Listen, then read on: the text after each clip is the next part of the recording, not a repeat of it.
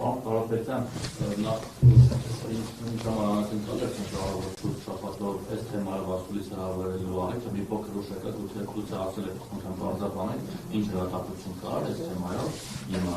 եւ Նիկոլ Փաշինյանը ձեզ սպառնացել է հենց այս թեմայով այսինքն լրտեսության մեղադրանքով դատի տալ եւ դրա Սամվել Կարապետյանի որ պետք է գնա որպես լրտես նստի նախ ինչ-որ պրոցես կա թե չէ սրա մասով ինչ է ինքը իր դեմ դատական պրոցես կսկսվի ու մենք մեր երկրի 4 երկրի լրտեսներին մեր երկրում գործող պետքա գտնենք ու ես իրապես համաձայն եմ որ լրտեսություն անող գործակալները պետք է համաձայնենք բոլոր տեսակի անգամ եվրոպական կոնվենցիաներից դուրս ենթարկվեն պատասխանատվության։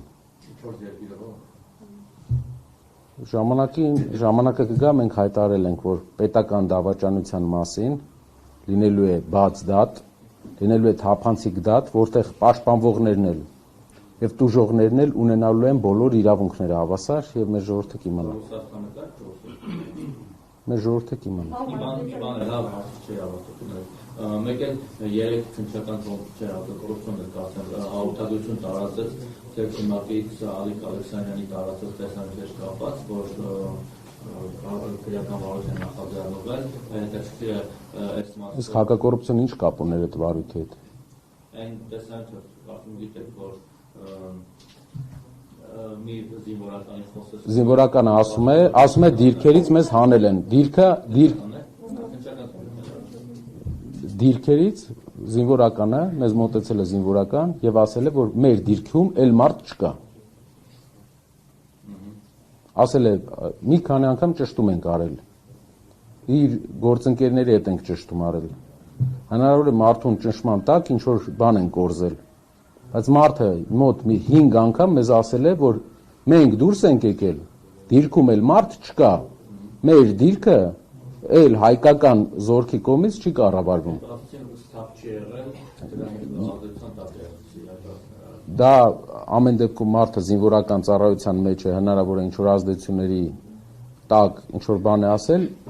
մենք այդտեղ որպես լրատվամիջոցներն էլ լուսաբանել են եւ կարծում եմ այդպիսի հատկանշական բաներ պետքա լուսաբանվի, որ Վարդենիսի իրենց առաջխաղացումների օրը չընկնենք։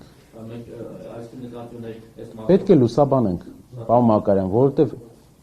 ինչը չենք լուսաբանում, հետո մի օր զարթնում ենք, տեսնում ենք օրինակ մի քանի 100 մետր առաջ եկած դիրքեր, օրինակ Վարդենիսում, որի մասին մեր գոլեգաները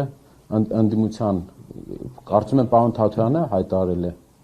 Նկատվում եմ Ալիկ Ալեքսանյանի մասով ինչ-որ գործընթաց կա, օրինակ նա ներգրաված է, թե միայն Կարծում եմ չէ, բայց դա որևէ խոչընդոտ չի, ինչքան այդպիսի տվյալներ լինեն, մենք հրապարակային ասել ենք։